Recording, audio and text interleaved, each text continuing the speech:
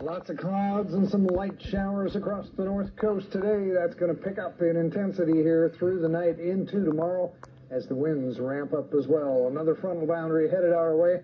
Temperature-wise, we topped out in the low 50s today for most locations. Brookings, 48 there for a high today. 53 on Humboldt Bay. 52 up in Trinidad, as was Crescent City Airport. 51 out in Willow Creek. Neyland, a cool 48 and a 50 in Garberville. A little cool out there today with light shower activity, just a trace across Humboldt Bay. We'll look for that to pick up through the night into tomorrow. We're looking at overrunning cloud cover right now. This is the leading edge of this next front.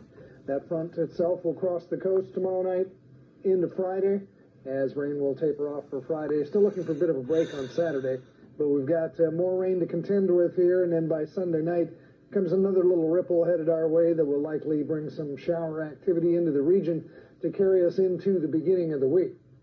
Now, rainfall expectations with the frontal passage expected to be somewhere around an inch of rain for the wetter locations, maybe a half of an inch across Humboldt Bay, but more than we've seen of late from these relatively weak systems that have been brushing up against the coast. So it looks like a bit of a soaker headed our way as winds pick up out of the south tomorrow in the 20 to 30 mile an hour range. We see lots of moisture showing up on radar, but most of it is upper level moisture at this point and not making it to the ground. We are picking up light showers across the Oregon border down to about the Klamath, and then it kind of tapers off by the time you get into Humboldt Bay. But again, that'll all change through the night as the rest of this energy makes its way to the north coast. Center circulation still way up here off the Puget Sound, so that will probably miss us, but we're going to catch some of that moisture nonetheless, as we see the computer models bringing it in here through the day tomorrow, and a pretty good batch of moisture setting up off the north coast by tomorrow night, which will continue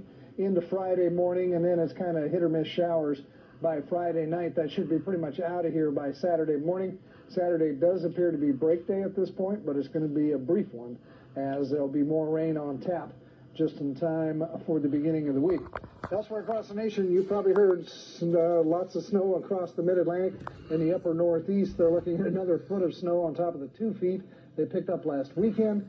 So lots of delays in that area. Here comes more moisture that will lift into the mid-Atlantic once again, creating snow conditions for them, where it looks like the shoveling is not likely to end anytime soon. The nation's capital completely shut down today. They're delaying flights in advance of the next wave of snow out there. So major delays if you're traveling back east. Overnight, we'll look for our temperatures in the mid to upper 40s range at the coast, mid to low 40s out across the interior. Daytime highs tomorrow, still in the mid 50s range coast side, low 50s out across the interior. A couple degrees warmer than today. Snow levels will remain high at about 4,500 feet as the winds pick up out of the south as expected. Rain moderate at times through the day tomorrow, turning to showers by Friday morning. Again, snow levels remaining around 4,000 feet. Come late Sunday into Monday, we'll see another round of moisture head our way, so make the best of Saturday's break when you see it, because it won't last long. Taking a look at our 3-degree contestant here, Chris Kuhn of Eureka wins a desk clock from Redwood Coast Cellular, which means there's $60 in the prize pool for tomorrow night. So a little more rain on the way, but no snow. Good news. That's a good thing. Thanks, Tim. You bet. And now Manny joins us with sports. And Manny, new champion in the Big Five. Yeah, the Arcata boys basketball team. If you remember last year, Arcata shared the title with Eureka, so this year they made sure there's just the Tigers and nobody else. So we do return tonight. The Humboldt State men's basketball team is getting ready to face the top teams in the CC2A conference, and CR Baseball will try once again for its season opener. Stay with us. Sports is next. Weather 24 hours a day, go to KIEM-TV.com and click on the weather webcast for your North Coast weather and forecast. Brought to you by Blue Lake Casino.